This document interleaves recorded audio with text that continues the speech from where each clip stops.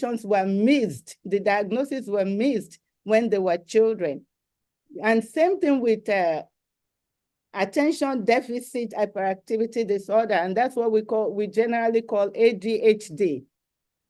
It is marked by difficulties in attention, and there is impulsivity, and it's estimated to affect about 5% of the children worldwide, and about 9.4% of children aged 2 to 17 years old are diagnosed with it in America.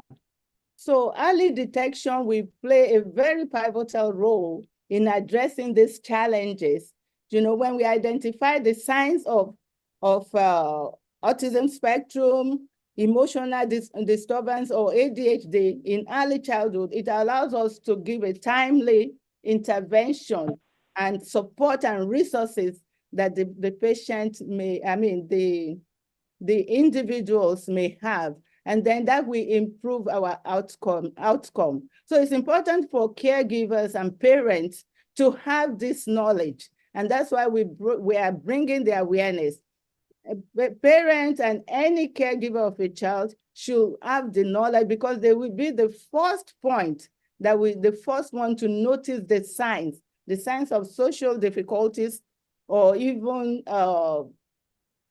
apart from social, they have communication difficulties, emotional dysregulation, and inattention. Those are the first thing, the first contact will be the parent or the caregiver. So early intervention will reduce the impact of these conditions on the child's development and well-being. And it will then empower every child to thrive and to reach their full potential despite all these conditions. So we can do something about these conditions. It's not something that can put them totally and completely in disability. So if we can identify it early and intervene early, that they can live with for the rest of their life. So I'm grateful that we have experts here today to tell us more about it. Please pay attention, and let's save our questions for later. Thank you so much, and God bless you. We appreciate our speakers today. Thank you, Dickiness Kemi Ogunoike and Dr. Olaide Oyekomi. God bless you as you come. So, and over to you, moderators, Sister Tony and Sister Portia. I would like to, can you all hear me? Yes.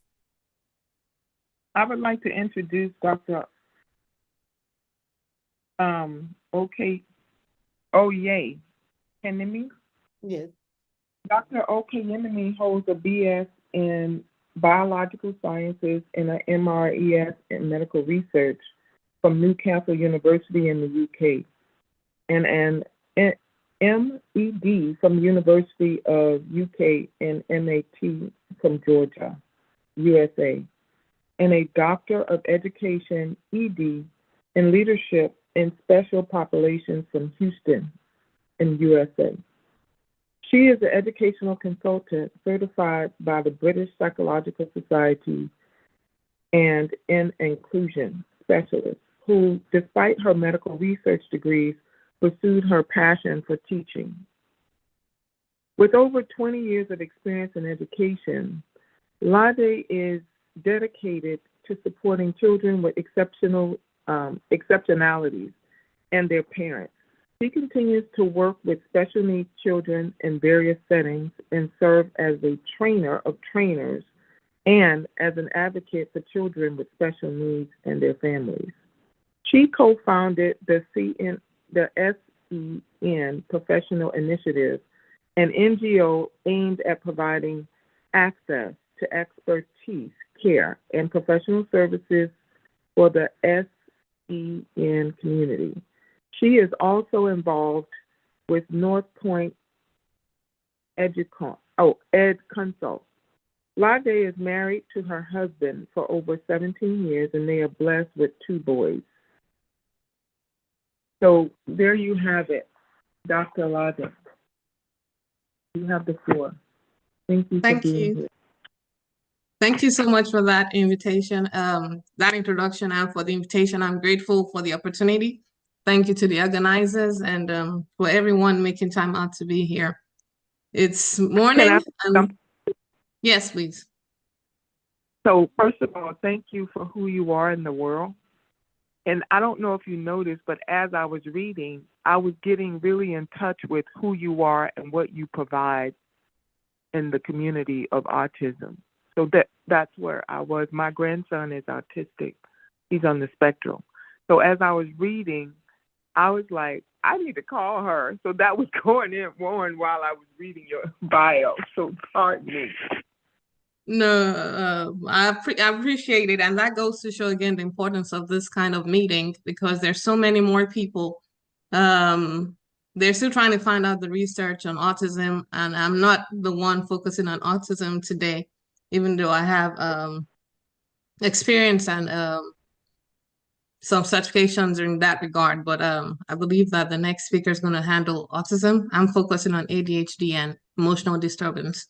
So I hope I have permission to, but I mean, I will be happy to take your questions if you have any on that. And I hope I have permission to share my screen.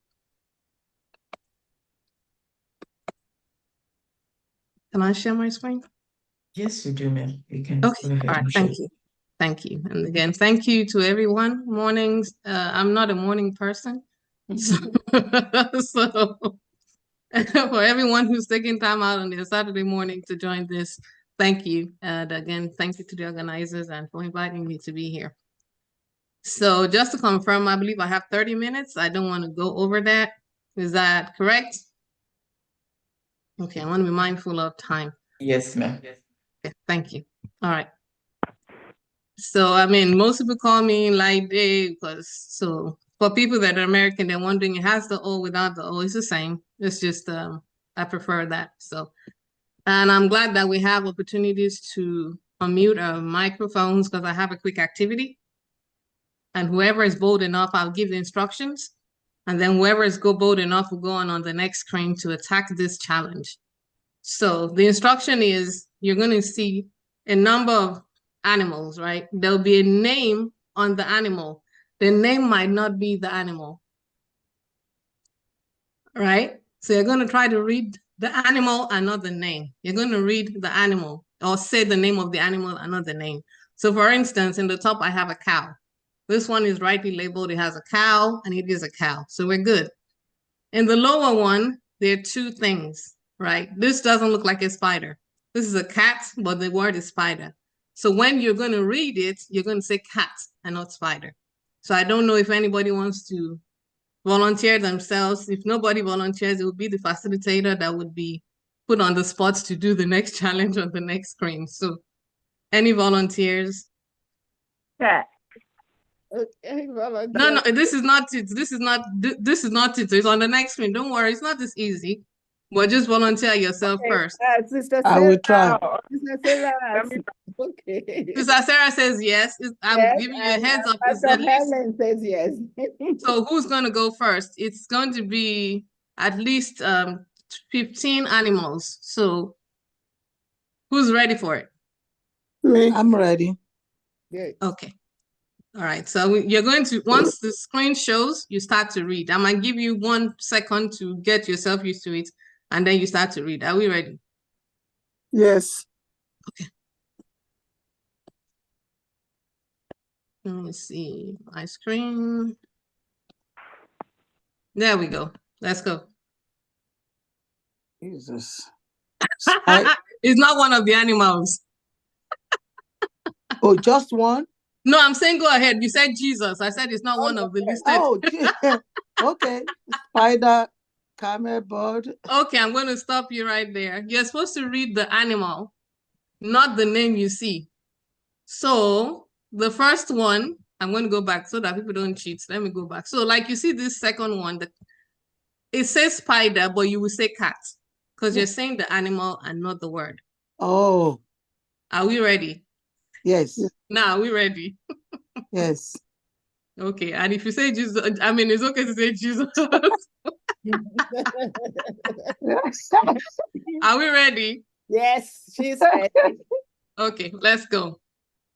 Bird, giraffe, I don't know, bird, camel, hen, pig, zebra, tiger, elephant, tortoise, turtle, cow, cat. Oh Jesus, what is this? And I remember crab, but bumblebee, frog. I skipped frog, so I have to call frog. Did I cover it? Oh. I see spider. I can't see the other one. I see fish, and I see horse. Okay, thank you so much, man. Can we give her a round of applause for at least attempting this? Thank you so much for doing that. And ideally would go in order, but I like that you attempted to do everything. So the point of this is that it became, the first time when you tried to read it, you started with spider, camel, bird, cow, spider, no. Don't go back to that. You started with spider, camel, bird, cow, you were reading tiger. It's easier to read what I can see, but when there's an additional layer, and I've asked you not to read what you see, but what it is, right? Then it became a bit more challenging. And that's what I want us to go with, even as we're going through with this presentations and the learning today. The point is that children that have, and even adults, people that have certain behavioral challenges and needs, there's an additional layer to them. And that layer makes things not as straightforward as should be, as was with this example. What would normally be, oh yeah, that's a tiger, you're seeing something else, and then that makes them hesitate in learning and in relationships and in so many different things. So our duty as caregivers, as parents, as people, is to be more empathetic, because it's not as easy as it seems. I guess what we usually do in church, in schools, everywhere, you're telling them, can't you see it? What are you saying, spider? It's not spider. We're saying and we're yelling on the sidelines instead of being more empathetic and trying to help them with it. So as mentioned earlier, I'm not talking about autism. The next speaker, I believe, would do the great work of speaking about autism. Last month, I believe, was Autism Awareness Month. So again, I'm talking about ADHD, some myths that we have on ADHD, intervention, strategies for managing it, emotional disturbance, and I'm talking about the same thing, symptoms, myths, and then tools for managing ED, because these things are prevalent in our society. So all right, so ADHD is just an acronym. It's for attention deficit or hyperactivity disorder. All right, and that just means that that person is not as attentive. Sometimes it involves being hyper. A lot of other times it may not. It's a neurodevelopmental disorder. That means it has to do with the brain. It's not due to, okay, poor parenting or some other things, but it's because there's a persistent pattern. So what I want us to pay attention to is not a one-off, because every single one of us here, if, for instance, my husband loves cars, and this was a car presentation, guess what I'll be doing? I will have tuned up in my head 20 hours ago. I'll just be tapping my pen and I'll clicking something or looking around. And if you met me in that setting, you might be thinking, oh my gosh, maybe she has ADHD, but I don't. It's just that what you're talking about at the time, is not of interest to me. So it's a persistent behavior. It has to be persistent. And in the next slide, I'll talk about symptoms on how we can do it, right? It interferes with the functioning. It interferes with how they function, how they learn, and it also interferes with development. All right. It's approximately 10% of students that have ADHD. It's a health impairment. So 10%, about 10% of students have that. They struggle with that in the classroom, in life, and in general. And ADHD is not just for kids, it's adults. Because, as with most disabilities, if you have it at the beginning, as a child, you have it as an adult, except through prayer or divine intervention. What happens at the beginning keeps going, right? Unless it's altered by God's healing intervention. But most of these are lifelong disabilities. It's again not a lack of discipline. It's not like, can't you hold still? Can't you stop? Can't you do this? They have no control over it. right? And a lot of times those children are extremely intelligent. Those adults are extremely intelligent. And we see fidget spinners and things now, when they can channel their energy, we get them to maximize their potential. I've mentioned that it shouldn't be confused with boredom, because being bored doesn't mean you have ADHD. You just need to be challenged with something that is of interest to you. Okay. All right, so here are some myths that we want to address or burst today. First of all, again, it's not only children that can have ADHD, adults have ADHD. Children with ADHD go to be adults with ADHD. If you've met people, and again, technology is making it worse. You're talking to them, they're not even maintaining eye contact. They're just in their phone, like, okay. And you ask them, what did I just say? They're not that attentive. So we already know as adults that it's not only children that have ADHD. Not all of them are hyperactive. The most hidden form of ADHD, some people call it ADD, is the ones that are not hyper, right? So they're inattentive, they've zoned out and traveled. They're the ones that are like, Earth to Sarah, come back, where are you? Where did you go? And then they say, yes, what did you say? That's for me, the worst form when I deal with them in classrooms and in other settings, because they're sitting down quietly. If they were in their classrooms, they'll be the most attentive. Well, in your mind, because you're seeing them not talking, not jumping, not shaking, not doing anything, but they're gone. They're not listening to a word that you're saying. So again, not all of them are hyperactive. Medications like quick fix, that's not true. As with most things, medication combined with a lot of other therapies, behavioral therapy, and a lot of things, those are the solutions. I mean, in the society we live in, we're quick to prescribe medication and to get things, but that's not the solution, right? ADHD does not affect only boys. I've seen girls that have ADHD. It's not an excuse for laziness. Again, have I seen kids with that crutch? Maybe their parents have told them you have ADHD. And then in any setting, when you say, listen, you need to do this, the first thing they say to you is, Miss, I can't. I have ADHD. I can't. And I tell them, no, that's not a crutch for you to carry along. You still need to, you're still responsible for your behaviors. You're still responsible for certain things. So it's not an excuse. Lastly, people say, oh, it's what they're eating, it's screen. Yes, those might contribute to it, but those are not the sole causes of ADHD. It goes beyond diet. It goes beyond screen time. As those things helped us, not at all. Because children who don't have controlled diets with regards to sugar, some allergens, some additives in food, they might have ADHD triggered, it can be exacerbated as well. So they're not the sole causes, but they obviously contribute to it. And in this generation with screen time, a screen changes like every 5 seconds. So they're waiting for something to happen, like what's next? Okay, and you are there explaining Genesis, Exodus, and they're ready for the next thing. Screen time hasn't helped us at all. So they're not the sole causes, but they can contribute to it. So we will talk about how we can manage those things as caregivers and as parents, and how, we can also look at diet to help manage that. Okay, so symptoms, some of the symptoms, like I said, some of it is not hyperactivity. So for the ones that are not hyperactive, you want to pay attention to a kid that is always making careless mistakes.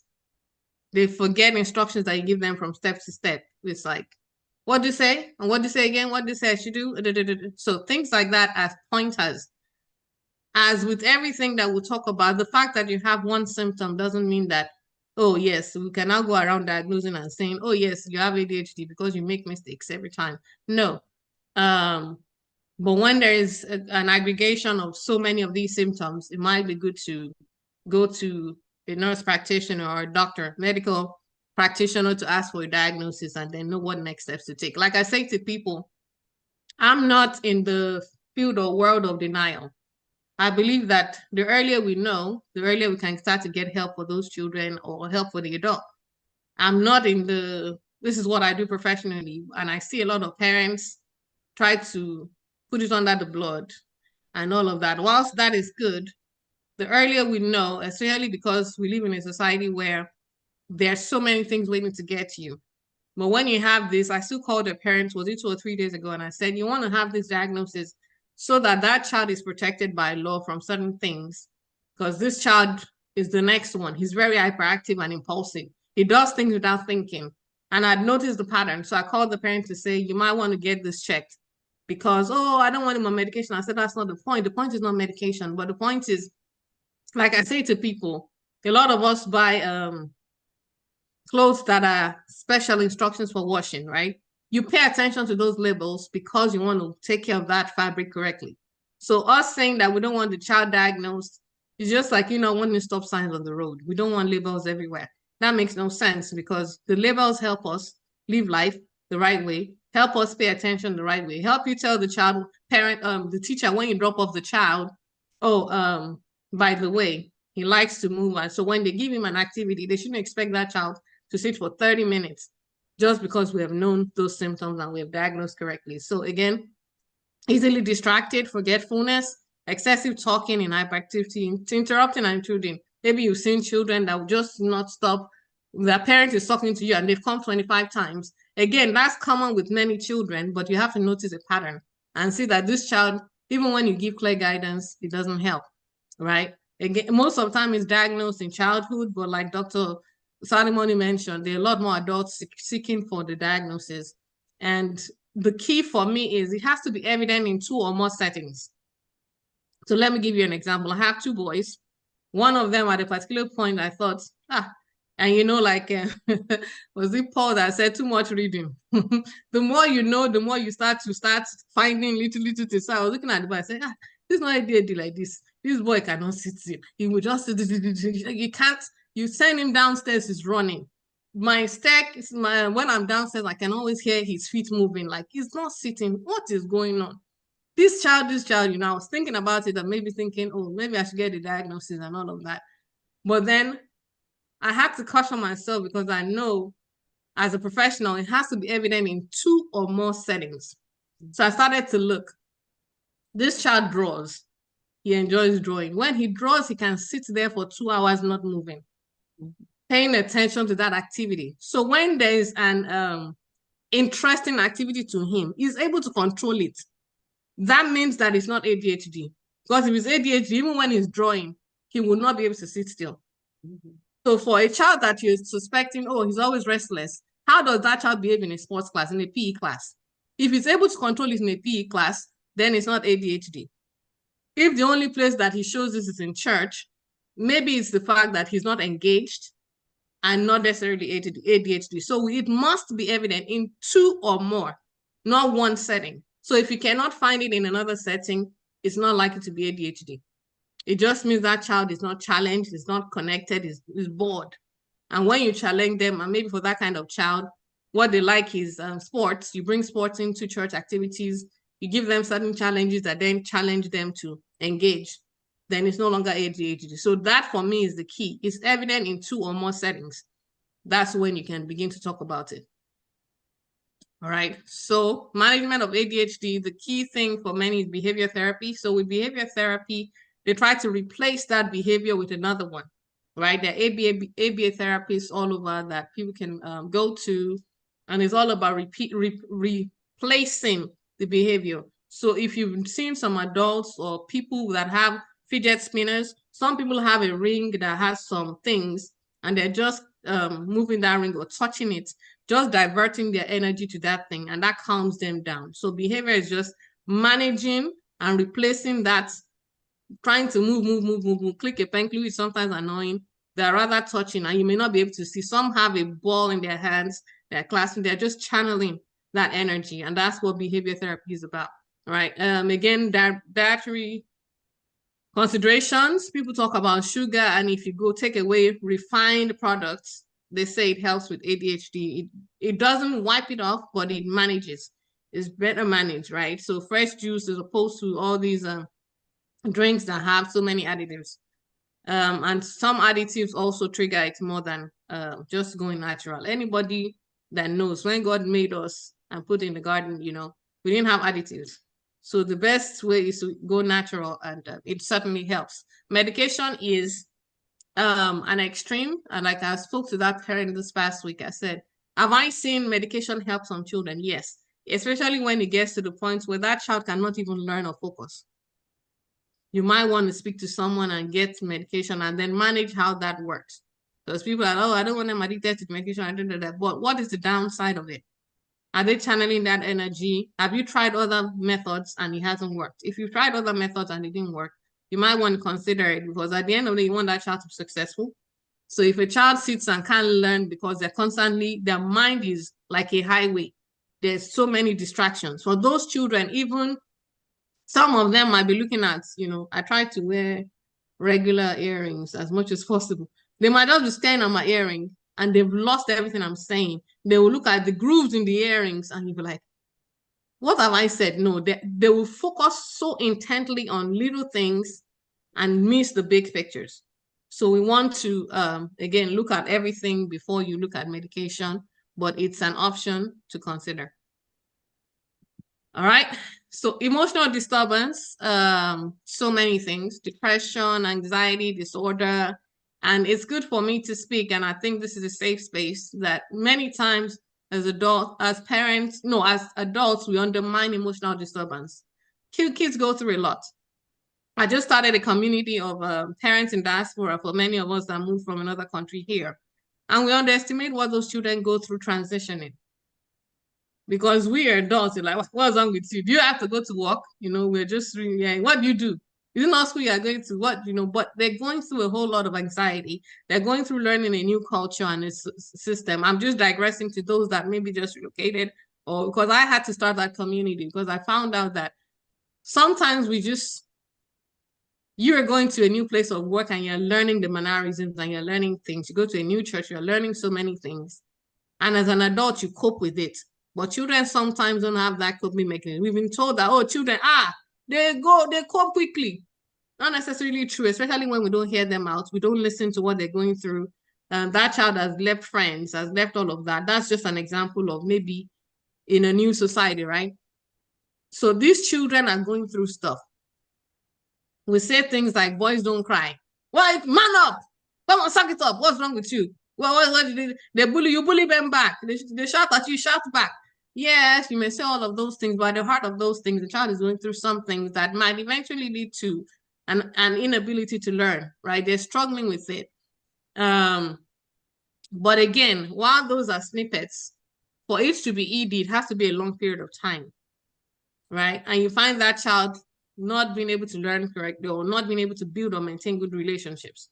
So when you find a child that's friend today is not friend tomorrow, friend tomorrow is not friend the next day, oh, I don't like them, you have to start to think, but you told me Michael was your friend yesterday, what happened? And they can't maintain relationships. You want to start figuring out, because a child who has ED as a child will certainly be an adult that can maintain good relationships. As anyone knows, relationships are the bedrock of life. Can't maintain good relationships, destiny is attached to relationships. So those things, a kid who is usually just unhappy or depressed. Many of us are women here. I don't know, some people's screens are not on, but we might have people who are not. But for women, they will say, oh, with the cycles, with whatever you're going through, we have mood swings. That's not ED. It's a temporary thing. But if over a long time, you're just usually depressed, thinking of the worst outcomes. Do I have teenagers? I work with teenagers and someone will say, oh, I'm not going to pass this test. I'm not going to, they always have those moods and things randomly. But if it's consistent, I like 3 or 4 years ago, I had a child. I just walked up and said, she just feels like she's going to die. I said, Madam, what's going on? And that child was in that state. I had to refer them to counseling because that's not a good place to be, right? And it's not bad behavior. It's not a temporary response to stress. It's not poor parenting. More children, almost 10% now have ED. Again, with COVID, there was no interaction during COVID. So many of these children didn't learn people skills, social skills. So it's showing up now, a lot more now. I had to speak about behavior the other day, and we realized that our children that were in 3rd grade when COVID hit, they are now teenagers. We're seeing it. They can't interact well. They have poor behavior skills, and we have to start to think about ways to make it work, right? It's not just be quiet and we're quick to say, stop talking. No. Sometimes we want to listen and hear what the issue is, okay? So they're not just misbehaving. A lot of times when you see them in church, they're the children running around or behaving somehow, Maybe they have outbursts sometimes. It's not poor parenting. So like I did the first activity, we need to be more empathetic. And it's not a sign of low intelligence. Many of those children are actually very smart once they can channel and not let their emotions take charge, right? And it's not usually acting out aggressively. Some do, but not all of them act out aggressively. And it's not as rare as we think. There's so many people dealing with emotional disturbance that we can know. Some child might be, when it's time to go for a test in school, you just find they have cramps. Something comes up. That's a symptom of extreme anxiety that they're dealing with. And we have to pay attention to that. All right. Okay. Thank you for the note. Yeah, I'm keeping up. I'm keeping up with my time. All right. Again, symptoms, anxiety and worry, aggression and defiance. Those are things that may show up. And again, you might have a teenage child who's defiant. That's a symptom of that stage. It doesn't mean that child has EAD, but if it's becoming for no reason, they're just defiant. There's a disability, or what would we call it, a disorder called oppositional defiance. They're just oppositional. You can tell them, brush your teeth, which is normal, and the child, why you tell me to brush my teeth? What? Like, it's regular, right? So they're just oppositionally defiant, regardless of what you tell them. Pray for me. Why? We say, okay, do you want to curse me? Which one? But whatever you say, they're just defiant. And that withdrawal and attention. Suicide, I believe, even in elementary school now, they are having more suicides, which is scary. So it's not something we want to push aside. It's something we want to learn to talk about, how are you feeling? They come back from school. For a while, I used to drop my children in school because that time gave me time to connect with them and see how they were feeling on a daily basis and coming back. Mood swings also are symptoms, right? Management, it's early intervention like we're dealing with today. So if you're seeing those signs, you want to speak with a counselor or a licensed psychologist before you get that phone call from school. Take action, because this system is not forgiving, in the sense that if it comes from school, they might take it to a level that you're not thinking about. If a child blurts out in school, I want to kill myself, the level they take it to, it's serious as should be, and as a parent, they might then begin to put you in certain lights. So you want to be as engaged with your children as possible to know them, know what's going on. Counseling and therapy, behavioral interventions, just engaging those kids. Activities always help. What do they like to do? Find out and let them engage in those things. Another way we can do it is what we're doing today, just reducing that stigma. I had a program last month and the lady was saying it's time for us to start normalizing giving someone a card for a spa treatment or an appointment with the therapist. When she said that, I said, well, someone might not take it lightly when you give them a birthday gift and it's a 30-minute appointment with the with a therapist. So she was like, we should just normalize the fact that it's okay to talk. And we sometimes don't do that. Yes, we pray about it. A lot of times we need that extra effort. Faith without works is dead. So we pray, what's the next step? Who do I need to talk to? What steps do we need to take, right? And again, medication is usually the last resort. So as many people as we see around dealing with this, let's go ahead and talk to them and make sure that we are more, again, empathetic and provide help and solutions when we can. Thank you for having me. I believe I did not go over my time. Yeah. So I'm not sure we're taking questions now or at the end of it. Well, whichever one, again, if there's any question, let me know. We'll be taking questions at the end now. Okay. All right. Thank you so very much. I appreciate the time and thank you for listening. God bless you.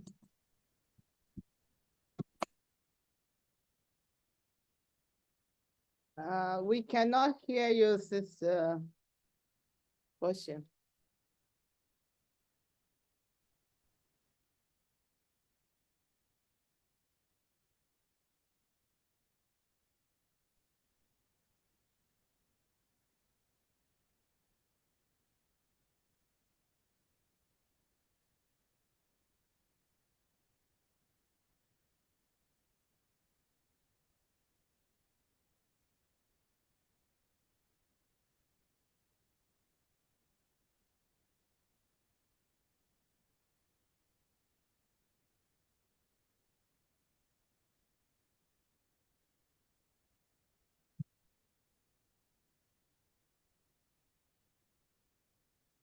Can't hear you, ma'am. We cannot, yeah. All right, Sister Tony, can you go ahead? Okay, we would like to introduce our next speaker, Deaconess Kemi Ogonoike. Deaconess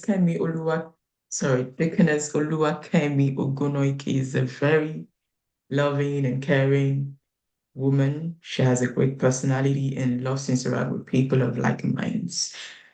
She has a bachelor's degree in business enterprise and her master's in education. She works as a mental health support worker with National Health Service in London. Presently, she teaches in the Gwinnett County public school system as an autism spectrum disorder level 1 teacher. Is married and blessed with children. You have the floor now, ma'am. Thank you so much for coming. Thank you. Thank you, and I appreciate you for allowing me to share the platform. I want to appreciate Jubilee. I want to thank the moderator, Dr. Jadet Salomon. Thank you so much. Okay. I'm going to go, if you permit me, I'm going to go ahead and share my screen. Yes, you can go ahead, ma'am. Yes, ma'am. Let me see my screen. I'm going to go.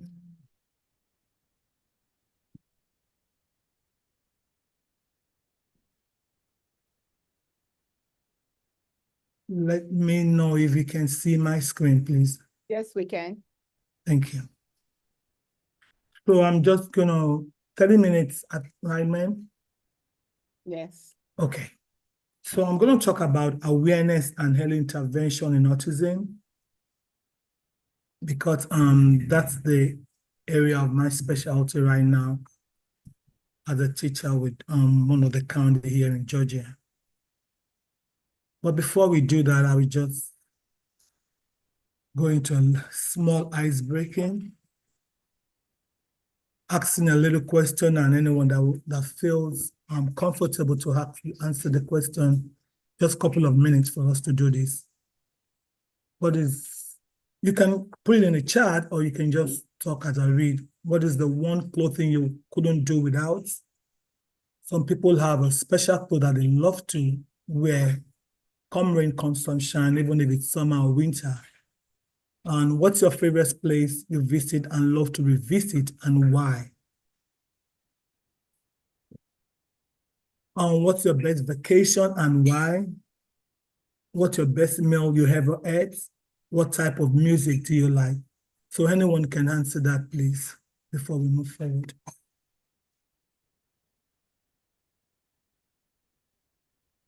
Okay, to move the time. The first one, clothing you cannot do without my underwear. What is your favorite place you visit and love to revisit? Bathroom. What was, actually to be specific, What toilet. was your best vacation? Sorry about that, was a typo. Well, What was your best vacation? my best vacation was the Paris. I took my daughter for a thing. It was lovely. Okay, can somebody else answer the last two, if you don't mind? Do we have somebody else that is ready to answer? Thank you. I think some people are, yeah. Is anybody ready to answer the last two? I think some people are putting it in the chat. It's the time if you can read that. What type of music do you like? Jazz. Okay, good. Okay. For clothing in the chat, black clothing and place to visit or would love to visit South Africa is one. South Africa is one. Oh, awesome. The person that said black clothing, I love black clothing, so I can wear it anytime, any day. Okay. Definition of autism. Autism is a neurodevelopmental disorder with symptoms that appear early within the first 3 years of life.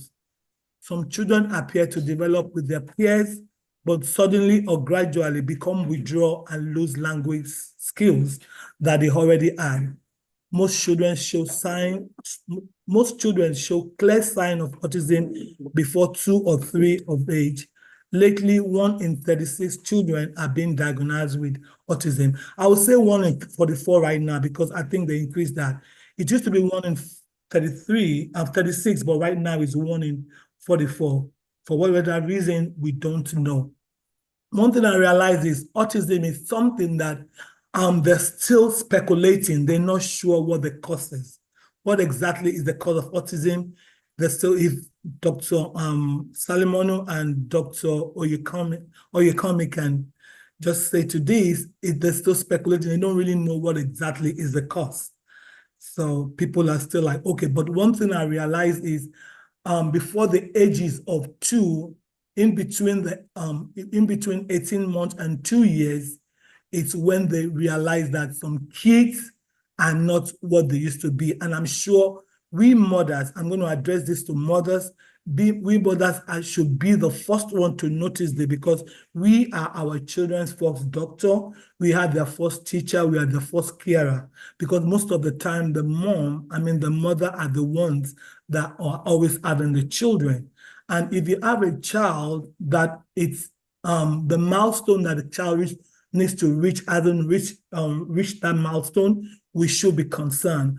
Concerned in the sense of talking to somebody, a specialist, or talking to someone that has a knowledge of what you're seeing in this child. Oh, I can see that my child is not making eye contact. I can see that my child is not communicating. There are some little things. I can see that my child is not cannot hold toys. These are the little things that we need to be cognizant of when it comes to what's being aware of what if our child has disability or not. Risk for ASD, autism spectrum disorder. This is, like I said, is a speculation, it's not a fact. So although we know little about specific causes of autism, so and this is, like I said, if a sibling has autism, there's every possibility that the child might have it. That's the risk. Having certain genetic or chromosomal condition, experiencing complication at birth, and having kids at an older age. These are, like I said, is speculation, but it's not a fact. So I knew somebody, one of my student parents, she has 3 of her kids are all in the spectrum. I also know an African American family that has 2 children in the spectrum as well. So there is a rise in this. I'm going to show us the graph, because years back it wasn't. I'm going to go down to the graph. This is a recent yearly graph. It stopped in 2022. If you look at year 2004, it used to be 1 in 116 children. Wow. You see, going to year 2006, 1 in 150. But when you look up right now, it's 1 in 44, 1 in 36. So it's on a rise. Wow. Whatever it is, they're still researching, and they couldn't conclude that. So recent data of autism spectrum disorder say the latest research in 2023 from the CDC shows that 1 in 36 children is now diagnosed with autism. This is an increase from 1 in 44 children 2 years ago. The data cover this current year. So when we say that 1 in 44 2 years ago, and is now 1 in 36, so what are we talking about next year? So we really have to be aware. We really have to. Okay, so I'm going to go ahead and continue right now. It says 1 in 36 identified with autism. So 241% higher than the base stat in 2000. In 2000, I said it was 1 in, I think, 144 children, but right now is 1 in 36 children. Although autism can be diagnosed before a child reaches the age of 2, most of the kids are diagnosed only after the age of 4. Because the reason why this is, some parents, when they take their kids, maybe for checkup or something, and they mention to their to the provider that they're noticing this and that on a child, they might come up to say maybe it's what's it called, communication, maybe speech delay. But I really want us to make it clear to them that it might not be speech delay, because majority of these children are being misdiagnosed. I've had that so many times. I have a neighbor in my community. I have a neighbor that lives in the same what's it called, community. Lately, I was coming back from work and I saw these small buses, the special need bus parking right beside her. So I had to wait for the child to get down and later call to the attention of the mother, because she's somebody that we normally exchange greetings. So I was asking her if she has a child with in the spectrum, and she said, yeah, that's my boy, is in the spectrum. He's 5 years old right now. But while I had him, up till he was 2, my child was perfect. He does everything normal. But she said that the child started decreasing in, socializing, communicating, and all that, which definitely it's part of what autism kids have. So I told her that, okay, what are the things that you do now? So she now mentioned what she did, which I said that is one of the best things for her to do. So majority of us, like I said earlier, I'm still going to repeat again, that we really have to be cognizant as a mother. We have to pay attention to our children. We have to, especially the young mothers right now, we have to pay attention. So it says that boys are 4 times more likely to be diagnosed than girls. And if you look at this, it says 40% of them are nonverbal, 44 have an average of intellectual disability, while 31% have intellectual disability. The area why they said some area have higher than average prevalence rate. So we're talking of area like California, they have high rate of autism. An area like South Korea, theirs is in 1 out of 38. When you look at California, is 1 out of 26 children. So let me go ahead.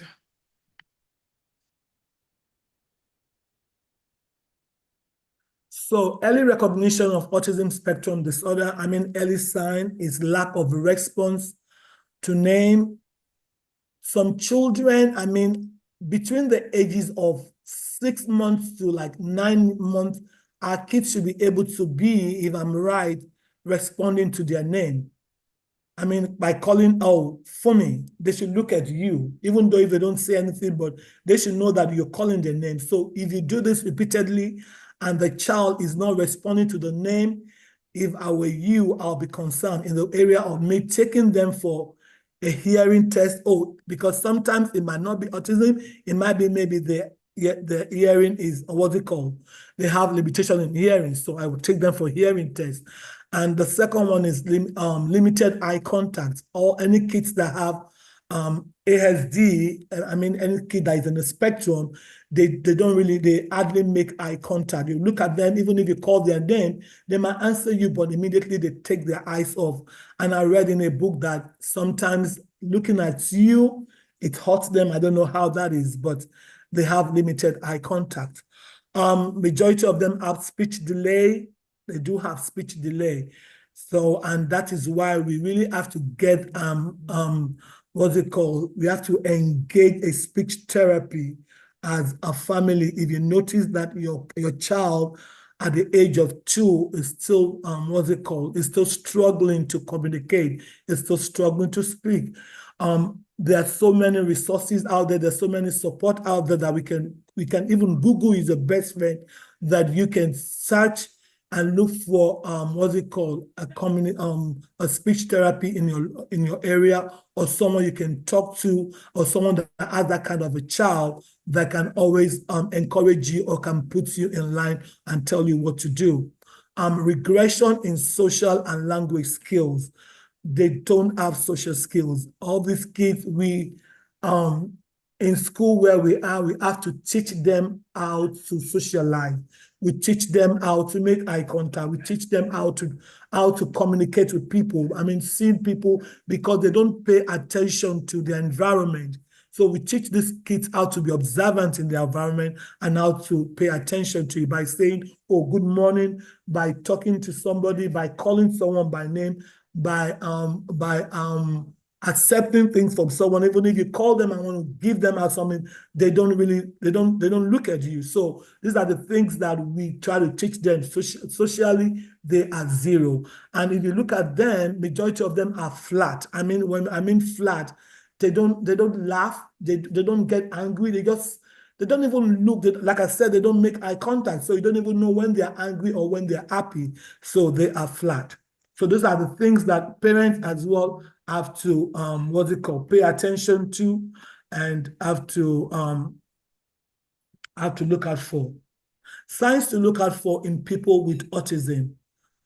People with autism often exhibit challenges in social communication, interaction, and may engage in restricted or repeated behavior. Here are some common signs and symptoms associated with autism spectrum disorder.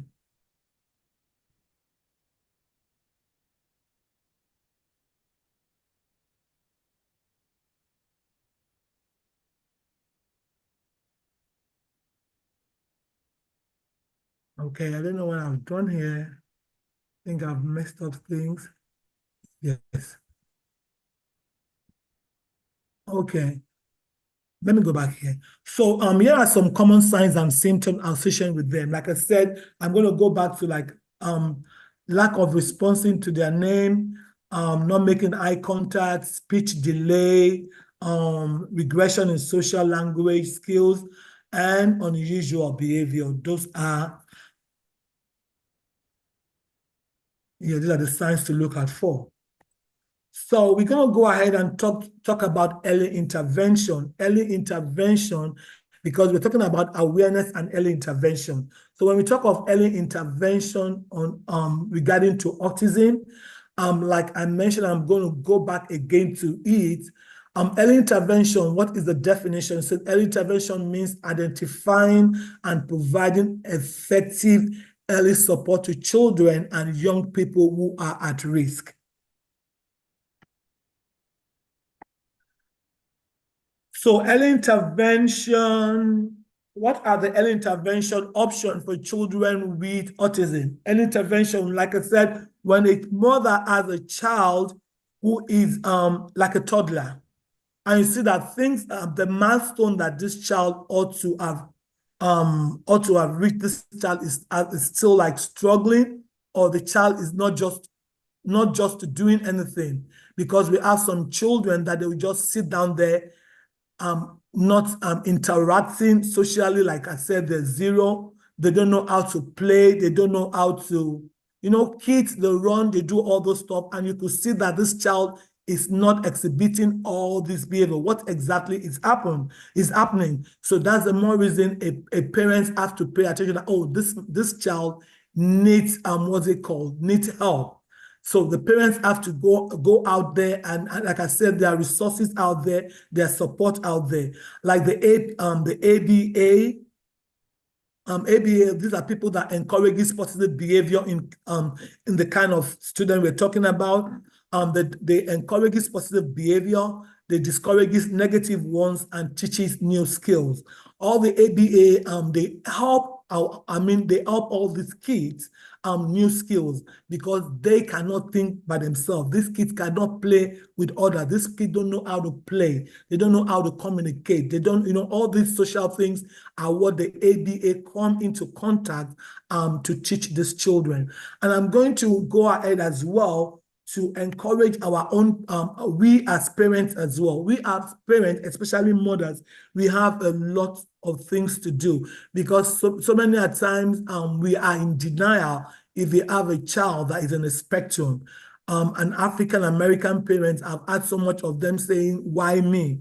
I have a mother that we speak to that we went home for, we went home to see her about the child, and she was talking, all she was saying is that, oh, I pray.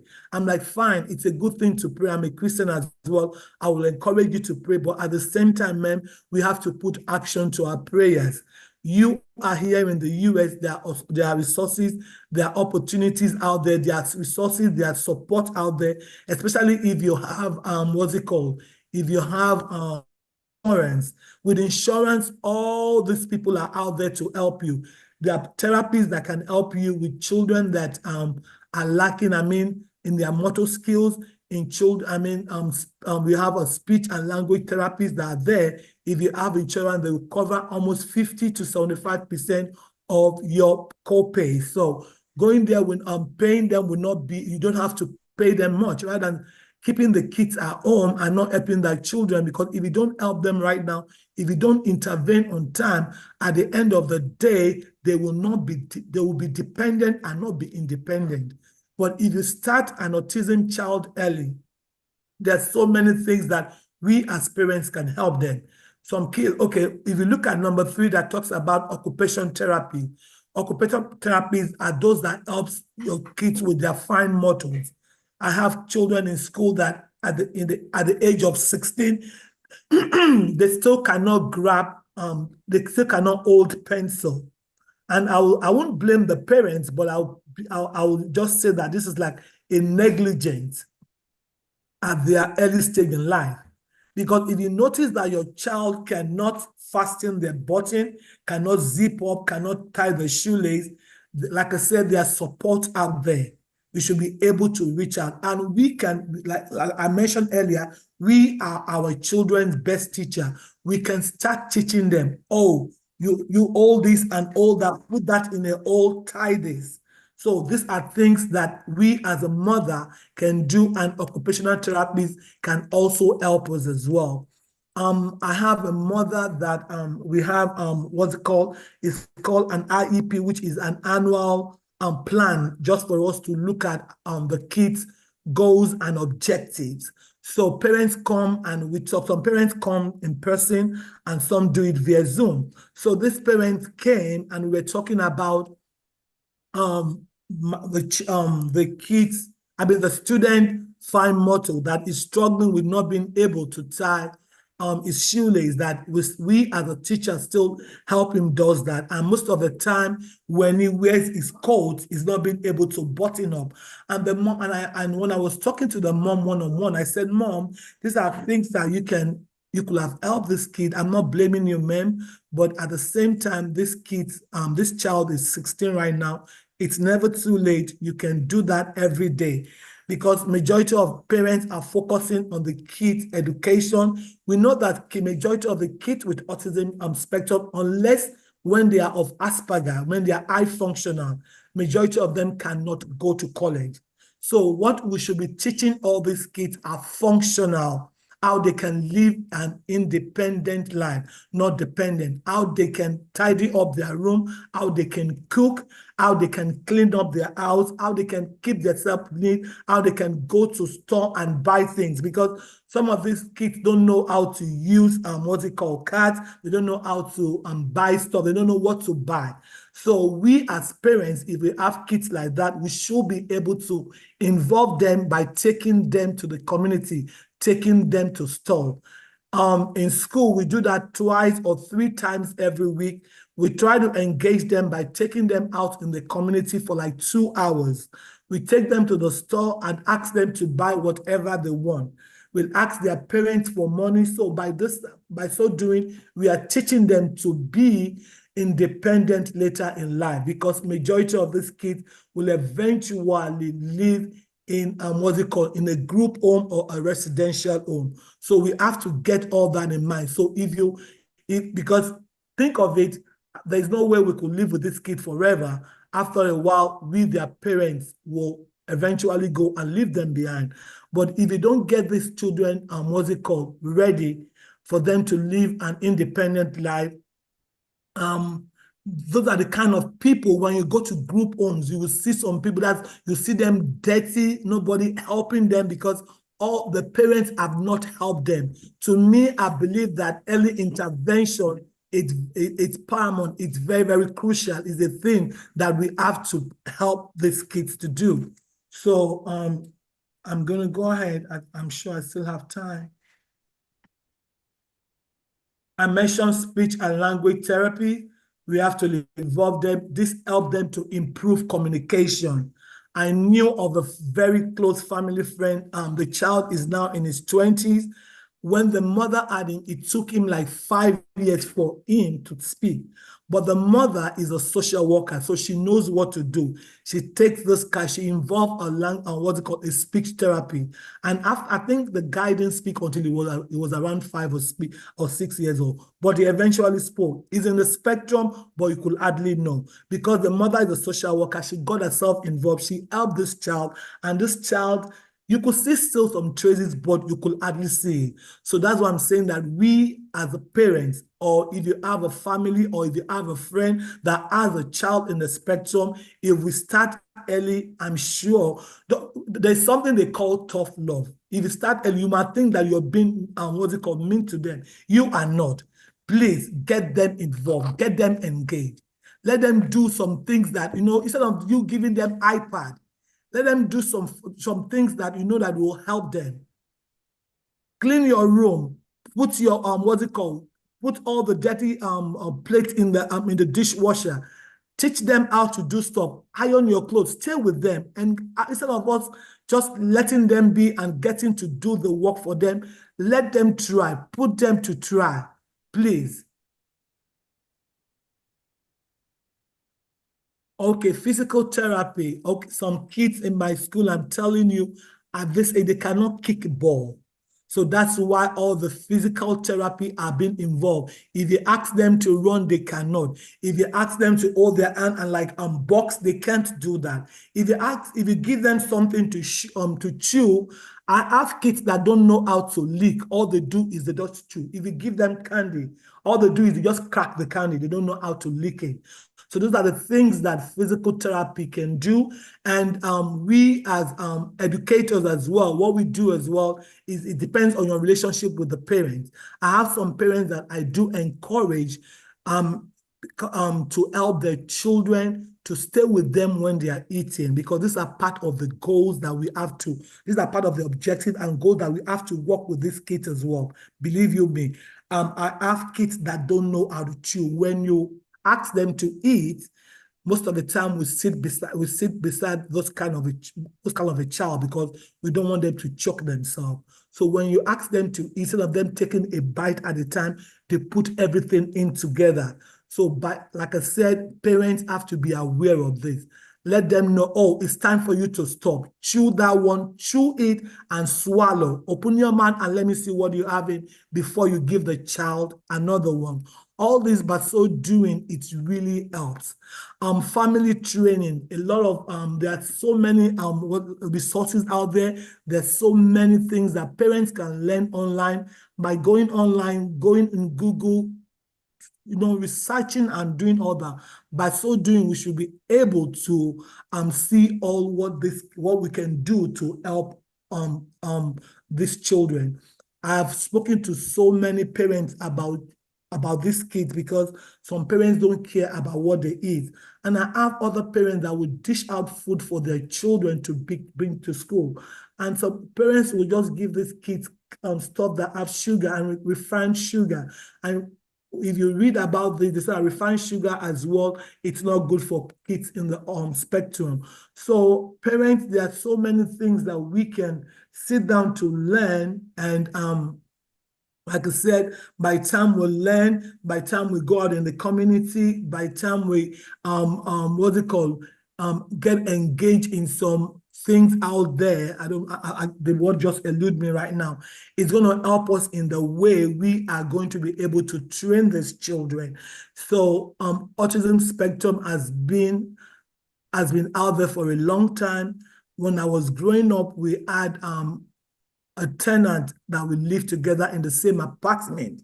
We never knew this was an autism, an autistic child. But I remember that child is always echolalia. Whatever you say, the child will repeat it. So, back home in Nigeria, the parents are Christian, and I'm telling you, the mother will take this child to church like 7 times in a week without them knowing that all this child needs is just all this intervention from whosoever, OT, PT. I mean, I don't know where the child will be right now, but there was nothing. All they did that time was they just take the child to church, and that's what they do always. So I think I am done right now. I thank you for allowing me to to share my little knowledge, and if there's any question, I'll be here to answer. Thank you. Right. Thank you so much. Thank you, Pastor Kemi. All right. Sister Portia, are you able to talk now? Yes, yes. There's a lot of echo. Yeah. Can you hear You me? can mute my Yes, we device. can now. Yes. Can you hear me? Yes. Yes, we can. The echo is coming from my audio. So my audio is working and it's on. That's why it's echoing. But we can talk about that later. Okay. Yes. What were you saying to me? Let's Dr. open Bola. up Over with to some you, questions. Yes. to moderate the questions. Oh, yes. Yeah. So we definitely want to keep their contacts. And the questions I have are for Dr. Oganuke. Did I say that right? Not a doctor yet, still No, master. So going for a doctorate, I'm not Well, sure. maybe you will be. No, that's Maybe you just will be. no. I think That PowerPoint was very detailed. For the kids, like I heard you say that the kids on the spectrum, refined sugar is hard for them. it's not a good thing for them. Yeah. I know because like I shared earlier, my grandson is on the spectrum, and with Lade, Dr. Lade, I saw in her bio that she worked with special needs kids. So that's what, and then the North Point Ed Consult, Ed Consult. Yes, ma'am. is that in North Point area? No, it's not. That's just the name of it. Yes, ma'am. Yes, ma'am. Yeah, because I live in North Point, so that's why when I was reading it, I kind of got struck by that. But anyway, how do we get parents that have children on the spectrum to know that, you know, the refined sugar is not good for the kids? Because, like, we have a clinic in Swanee, and we have a little boy named James. He comes there and he gets stem cell IVs and he gets treatment. And then the first thing his mom be like, let's go to McDonald's as a treat. Because, like, those kids, they love McDonald's. I don't know why. But, like, you're paying thousands of dollars for a stem cell treatment, and you're getting all these helmet treatments, red light for this boy, and then take him to McDonald's. Like, that doesn't make sense to me. So how do we, like, engage the parents to not have their children on refined sugars? Okay. Should I go ahead? Yes. Yes, please. Okay. To me, you have to educate them. The young ones of nowadays, you know, they don't cook. I mean, the young mothers right now, nowadays, I mean, all they do is they go out there to buy, what's it called? They eat out. That's all they do. That's right. Yeah. So maybe it's just for you to, maybe just for you to encourage or to educate whosoever the parent is, that if they can be cooking, because like I told you, I knew of a Ghanaian lady that does that for her child. The child brings his food from home. She doesn't allow him to eat at school. He won't eat the school food.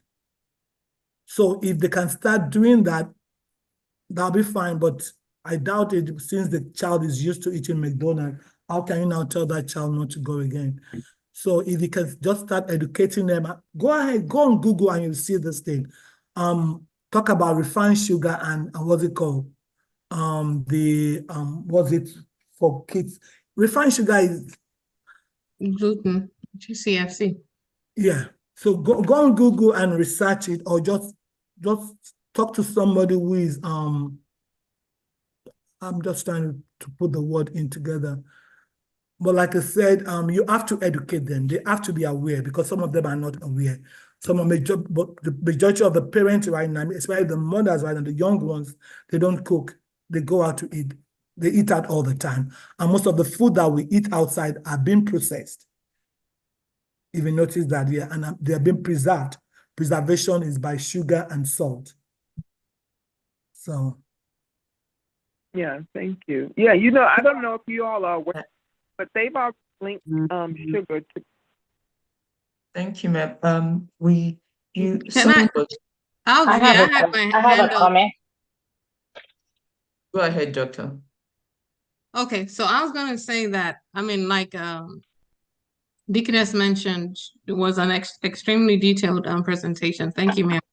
So many of those parents, it's easier, to be honest. The new diets are not easy. Some people are on, I mean, different communities with parents with autism, right? Parents of children with autism. There's a GCFC diet that's recommended. And this was gluten-free diets, casein-free. They don't even take regular milk. But some of these people, it's work to do it.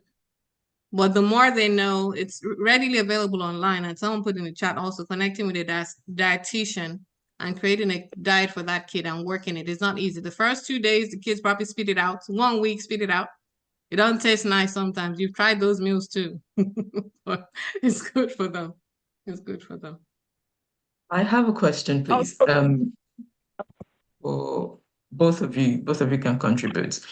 For us as a community, like the church, when we see such children, what should we do? You know, if you can give us tips on how to tolerate them, love on them, help them. Maybe as our neighbors, as our friends, members of the church, we see such children. How should we handle them?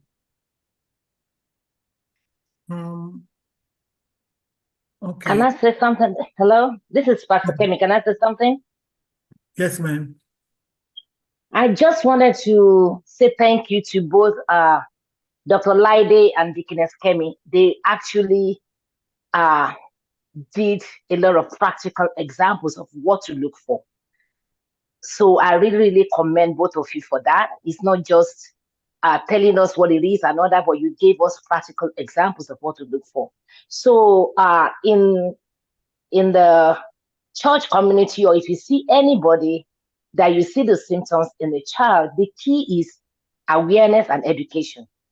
But we just have to, because just like one of them said, most parents are in denial. So we can't just go to them and say your kid might be this and all that.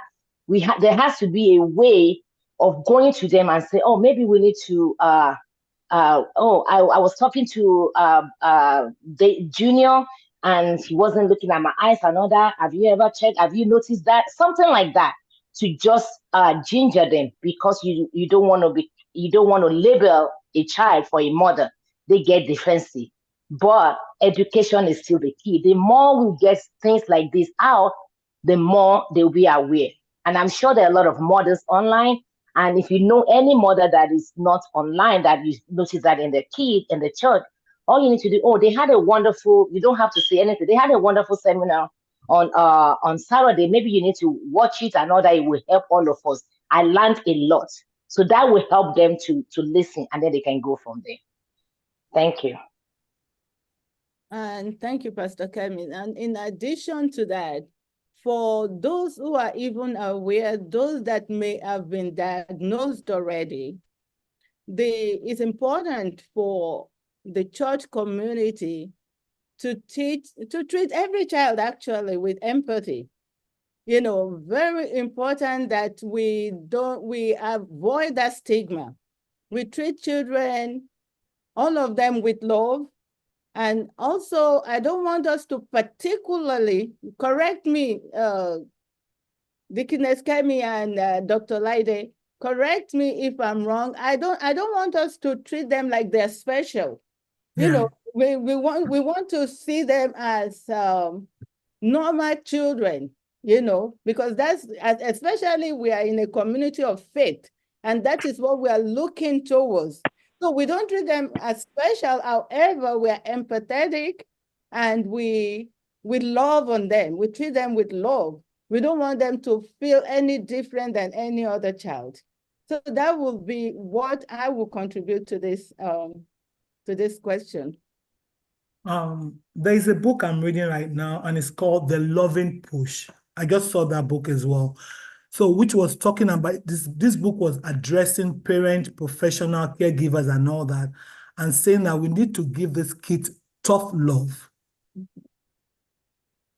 We have to give them tough love. Don't teach, because so many times, if parents, especially an African parent, if you're told that your child has a disability, you know how it is. When you try to talk to even that parent, they might think that you're stigmatizing their child.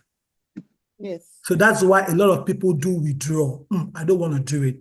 There was a time I was thinking, I don't know what I shared with Pastor Kemi, that I want to speak to them at church, since I'm now teaching kids with special need, that we should find like a room where we can put all these kids, and I will be in church and find someone to support me every Sunday and do that while the church was going on. So we can do our own thing there. So while we're doing that, we can help this kid. There's so many things that we're going to be picking up. So at the end of the service, I can do a one-on-one section with the mother, say, oh, these are the things that you can do with this child.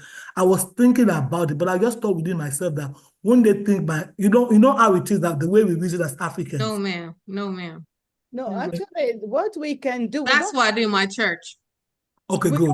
Oh, we'll talk later then. We do not have to tag it. We do not have to tag the class as special ed. Well, we just say Pastor Kemi's class and Dickiness Kemi's class, you know. Okay. And whichever parent, you know, have identified that as, you know, an issue, they can bring their children to your class. Okay, someone is raising up their hands. Can I jump in? Yes, ma'am. And that is absolutely good, because what you find out is many parents with needs, especially those that are severe, we must understand that autism is a spectrum. There's so many of those kids that are high functioning and can function correctly. I'm an inclusion specialist, so I push, first of all, being in the general classroom. However, I know that those on the lower end that are maybe nonverbal. So my class, we call it the body class, right? It's called Buddies. That's what I do in my church. Every Sunday, I have someone that works with me. I have 6 to 8 children that 4 of them are nonverbal. One of them is 12, nonverbal. And I want the parents to feel comfortable enough to come to church, enjoy service, and still leave that child in a safe space. So we must create that safe space for parents to know, I can bring my child to church. No judgment. Bring your child. We'll take them the way they are. We'll love on those kids. In the time that I've been doing this for about 3-4 years at my church.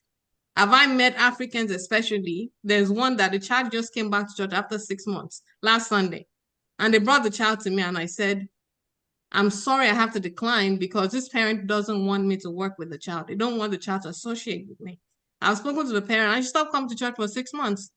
So what do I do? But it's still there. It's a classroom where, like Dickiness talked about, sensory issues. We have sensory items that they can play with. I have things they can, at some point we're doing OT, skills for them to just learn, because some of them can't really read, of course. They're nonverbal. So it's our job as a church to provide that setting, I think, so that parents can benefit from. So we have some people raising up their hands for questions.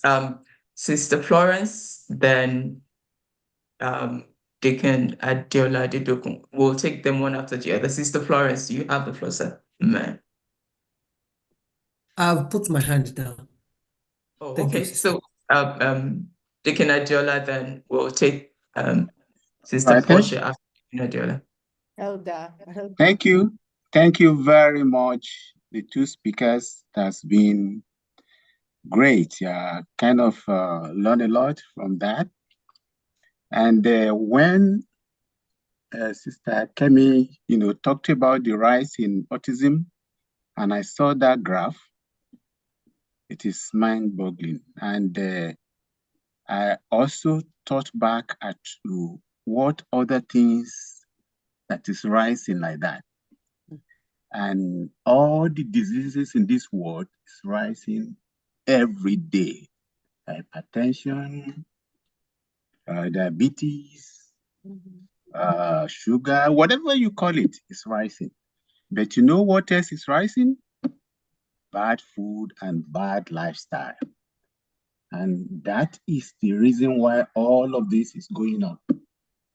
Bad lifestyle is what is causing all these things.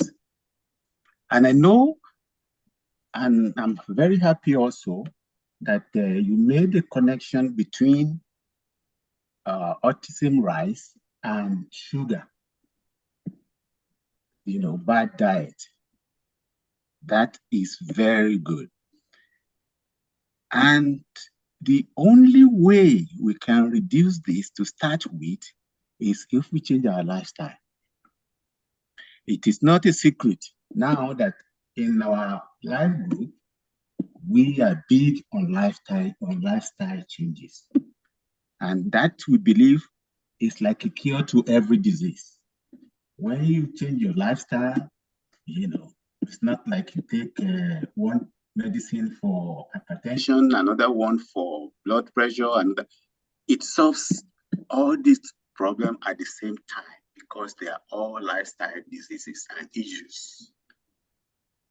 So as we close in our group meetings today, I read this as a closing remark. It's an extract from Harvard Health Online. And I will beg your indulgence to read this paragraph to you. It's just like 30 seconds. He said, the Heart of Brain Health and Cognitive Fitness program, however, involve lifestyle changes. Researchers at Harvard Medical School have identified 6 cornerstones to any effective brain health and cognitive fitness program. 1, eat a plant-based healthy diet. Exercise regularly. Get enough sleep. Manage your stress. Nurture social contact. Continue to challenge your brain. These factors are equal part of a cohesive plan. They don't work in isolation. Simply eating more fiber or adding a morning walk to your routine isn't enough to forestall mental decline. Instead, exercise, diet, sleep, stress management, social interaction, and mental stimulation work in concert to yield good results. And I believe if it is good for us as adults, it is also good for our children. Let us try and incorporate lifestyle changes to our family so that we can get better health. Thank you.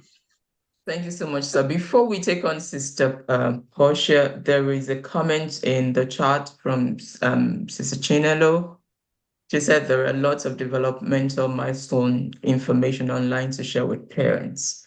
Also, she was talking about observation, just my observation of 2 children in my Sunday school class, and speaking with the parents led to evaluations, and behold, they were on the spectrum without parents knowing. Thank you for that contribution, Sister Chinelo. So, Sister Portia, over to you, man. And we'll take Sister Sarah after Sister Portia. Thank you. Thank you. So I've been coming to Jubilee now for about a year. I just noticed with the children that I don't see children-like activity. And I'm used to going to church. I've been a member of Perimeter Church for about maybe 18, 19 years. Mm. And I remember mentioning to Pastor Joe that I wanted to take, some members over there into North Point so that they can see how the children department is set up. I don't know if it's a cultural thing, why the departments are set up in the way that they are. And I'm speaking from working with kids myself. I'm a representative. I'm an ABA representative. That's what I went to school for. I went to CUNY University of New York, and I did a law course on assisting people with disabilities.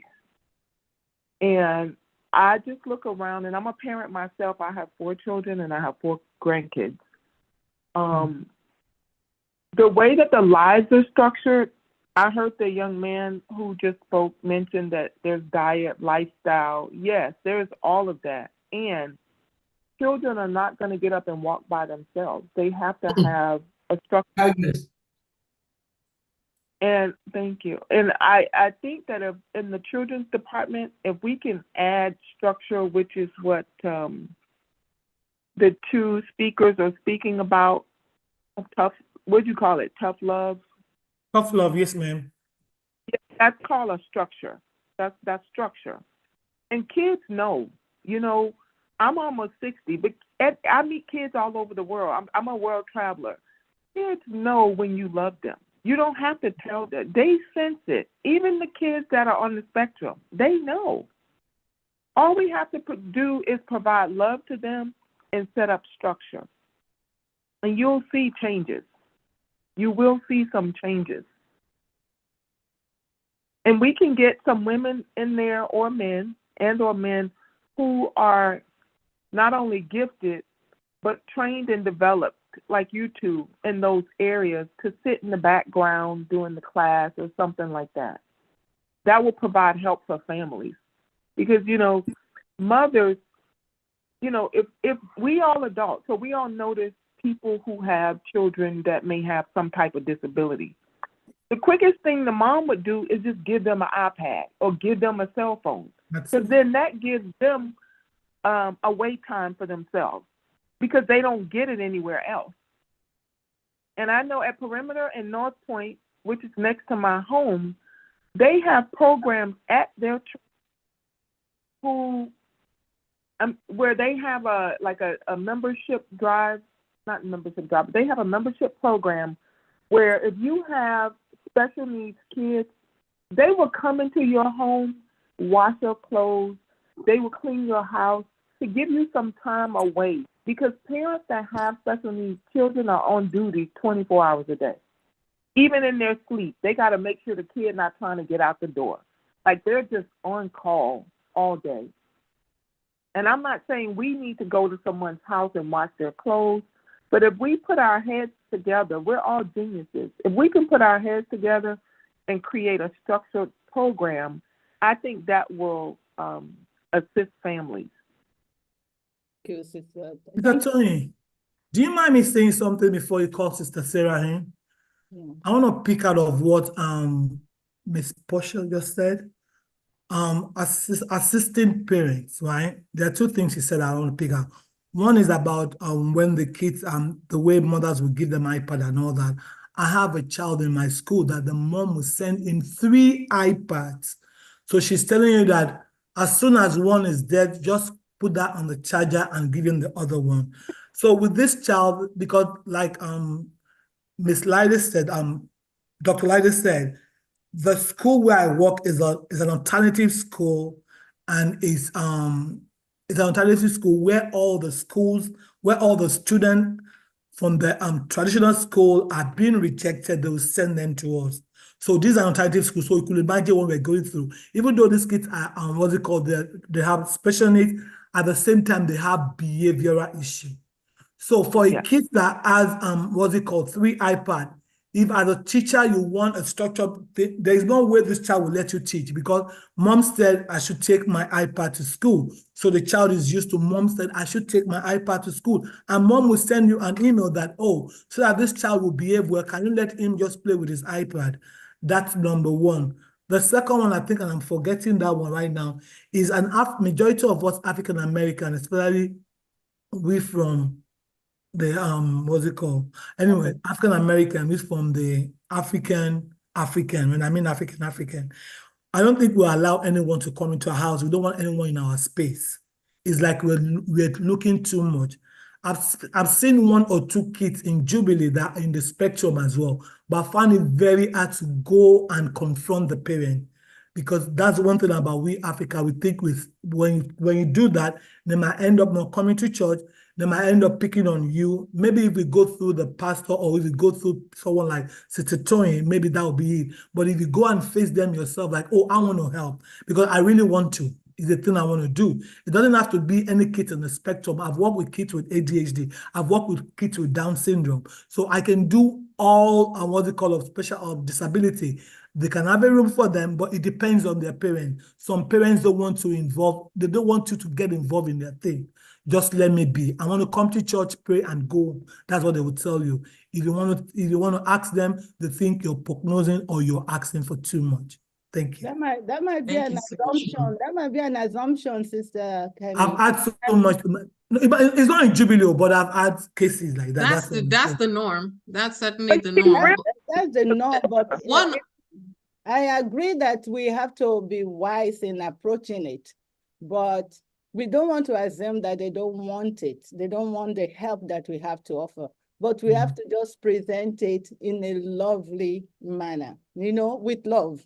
So we're going to think about it. We will have the wisdom to handle it because they need the help, and God has placed you among us to provide the help. So another thing I want to say, sorry, Dr. Salomon, sometimes we parents, like I said about misdiagnosis, some kids are very smart. They are in the Asperger.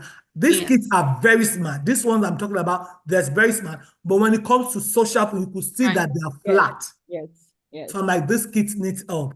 Yeah. But like I said, some parents don't know.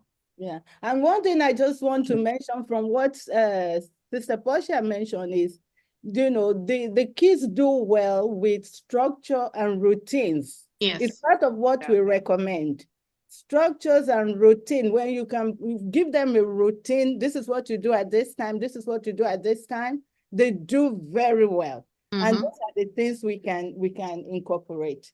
Thank you. Thank you, ma'am. Can I add that it's also baby steps in the sense that we don't necessarily have to go in their homes, but there's something we're working on this summer. It's called Respite Night for those parents with children with disabilities. That night, drop your child with us. You can live your life. Would watch them, might be Friday night, Thursday night. You don't have to go in their homes, but we're providing that this summer. So once or twice a month for those parents, just take a break. Like, I don't know who said it, they're on drive 24 hours a day, no stop. And if we can give them that love, that's one of the things that will draw them to us. And as Christians, we're compelled to love. So that's all we can do. Over to you, Sister Sarah. Thank you, Doctor. Thank you so much for the opportunity, and I thank everybody who have spoken.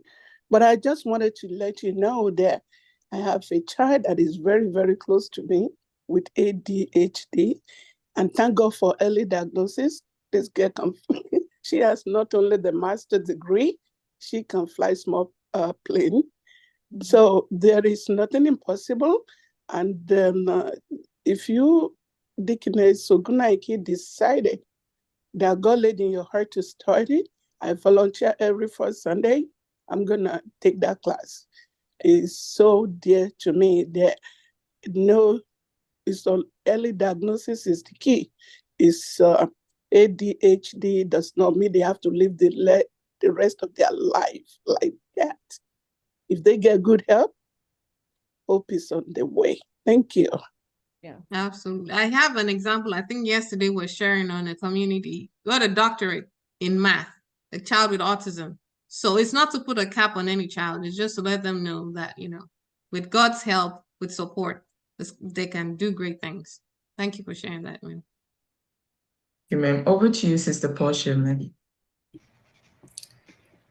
The last thing I'd like to say is, I don't know what that was that. So, in the children's department,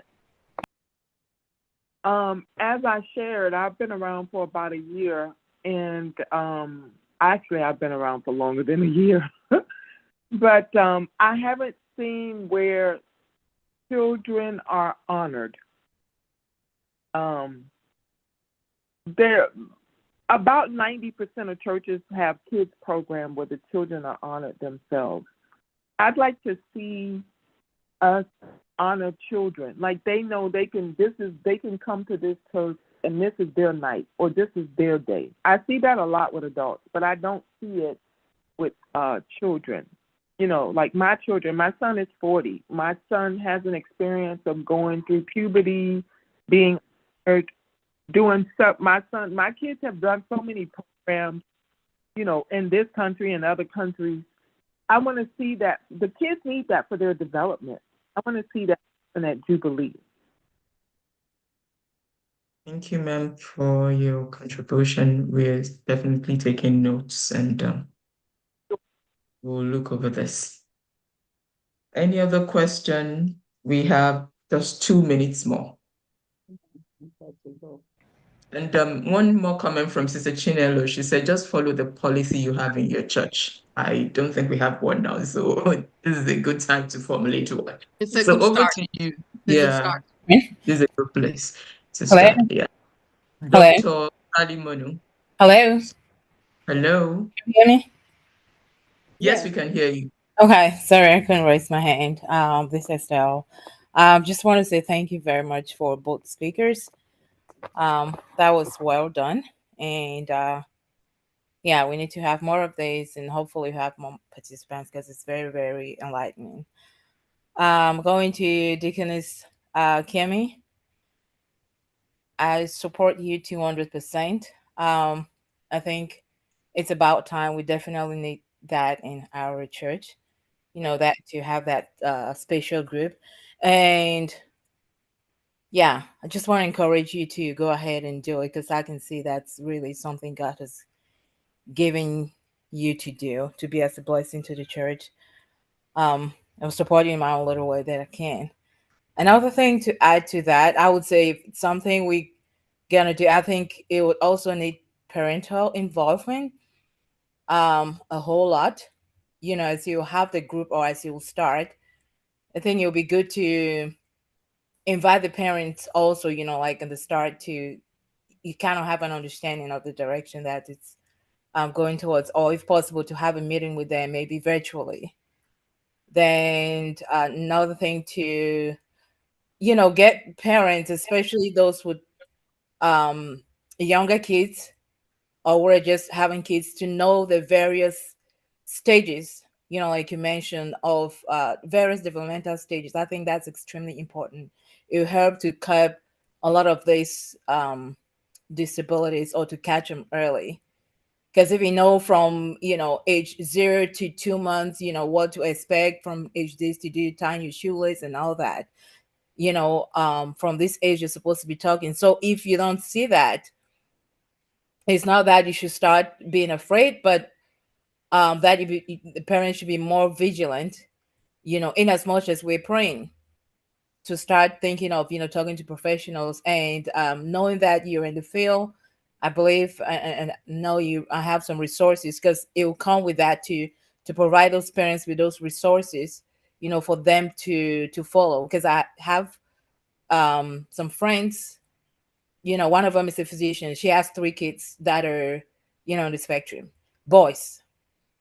It's not like she had them when she was older. She had them, you know, in the middle age, and they all happen to, and she has passion for that. Maybe it might be something that I can reach out to her to. And the boys, they're doing well. But just to say, knowing the resources, it takes work, but it pays off at the end of the day, because the kids are all going to college now. Because you have to take them to the various therapies, speech, occupational, and you name it. You know, then when they come to church, they would also be reassured that the kids would have that support, you know. So going home, it'll be more relieving, you know, a little bit more relieving to them as well. Yeah. So thank you all again, and Deaconess Kemi, I'm waiting.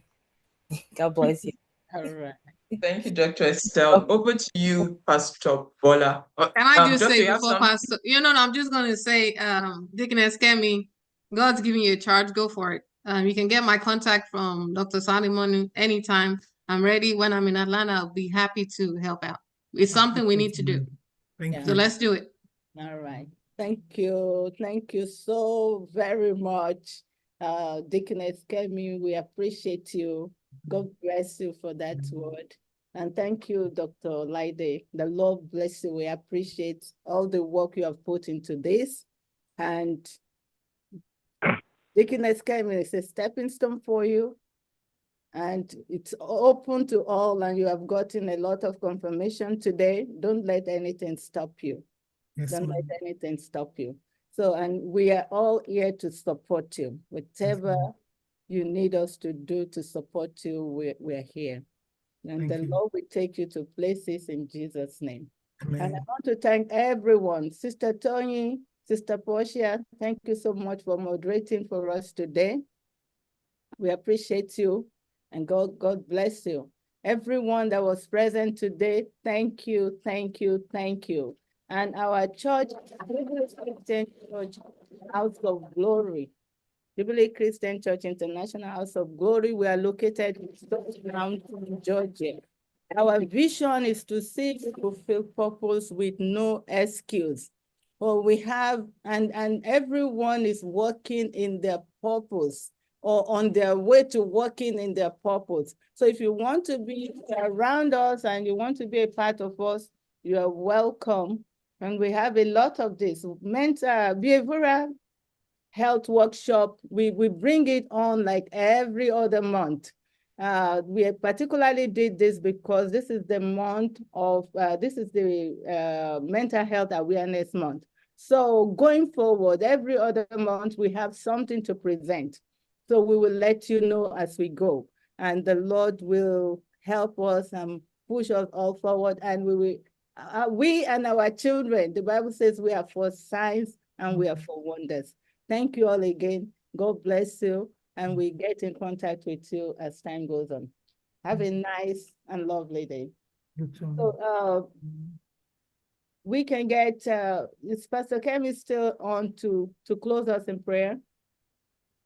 Yes, Yes, ma'am. let us pray. Father in heaven, we thank you. Father, we honor you. Father, we adore you. We thank you for such a wonderful time at your presence. Because where 2 or 3 are gathered, even though we're discussing about mental issue, you are still present with us. We say thank you. Thank you for those that you have used to teach us today. Thank you for Dr. Laide. Thank you for Deaconess Kemi. Thank you for Dr. Salimono. Thank you for all those that are assisting to bring this, oh God, because we know knowledge is important. Thank you for this knowledge. Lord, we ask, oh God, even if it is one person today, and I know it's more than one, even if it's one person today that is positively impacted and will change and there will be a transformation in their lives, we say thank you for it because we know it has happened in the name of Jesus. Lord, we thank you, oh God, for what Dr. Laide is doing in our church. We thank you for what Deaconess Kemi will begin to do in Jubilee. We ask, oh God, that you breathe upon it in the name of Jesus.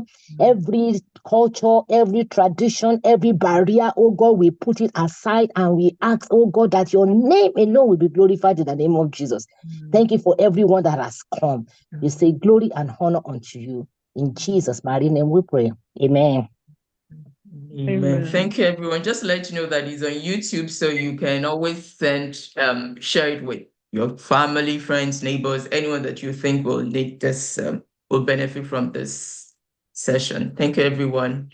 Have a wonderful Saturday. Bye. Bye.